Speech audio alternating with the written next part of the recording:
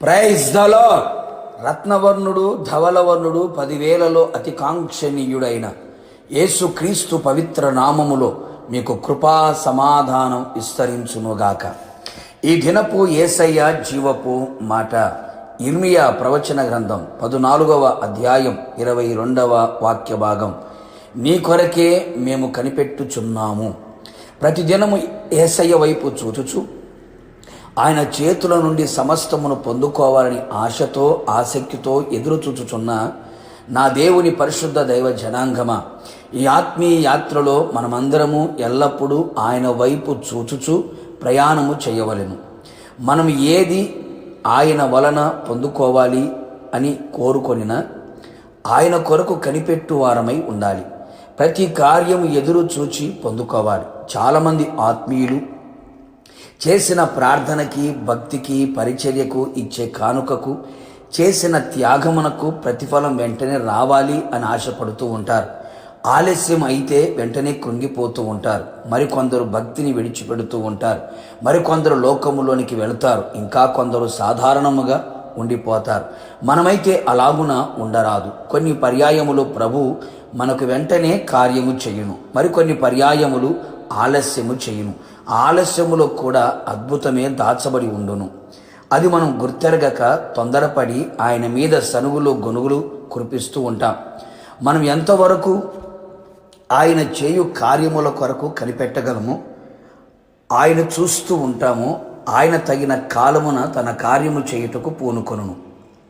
అది మరింత అద్భుతముగా, కన్నులకు ఆశ్చర్యముగా, వీణులకు విందుగా ఉండును. భక్తులు సెలవిచ్చిన మాట, యెహోవా కొరకు సహనముతో కనిపెట్టుకొంటిని. అవును ప్రియులారా, ఎంత సహనము కలిగి ఉండేనో కదా. మనకు లేనిదే సహనం, ఓపిక కదా. సహనముతో కనిపెట్టెను గనుక ఆయన అతని మొర్ర ఆలకించెను. నాశనకరమైన గుంటలో నుండి, జిగటగల దొంగ ఊబిలో నుండి పైకెత్తెను. పాదములను బండపైన నిలిపి పాదములను స్థిరపరచెను. ఆయనను స్తుతించెను, క్రొత్త పాట పాడెను. ఎంత గొప్ప అనుభవం!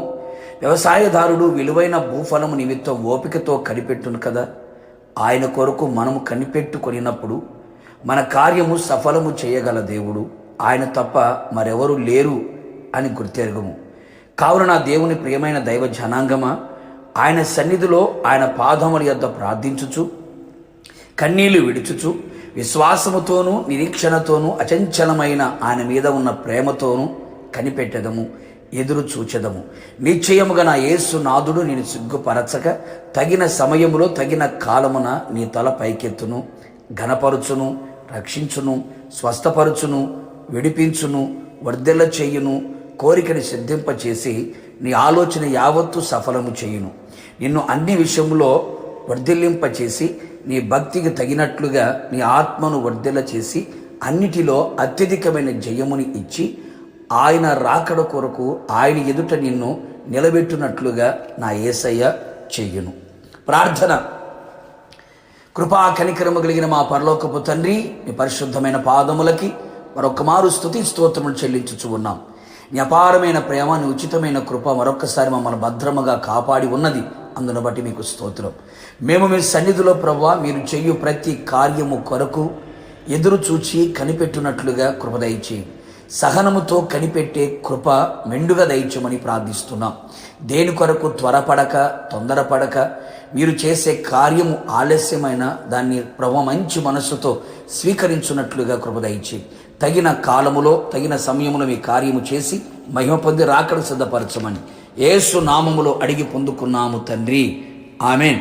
నిశ్చయముగా మీరును మీ కుటుంబ సభ్యులందరూ సహనముతో ఆయన కొరకు కనిపెట్టి కార్యములు అనుభవించుదురుగాక. God bless you.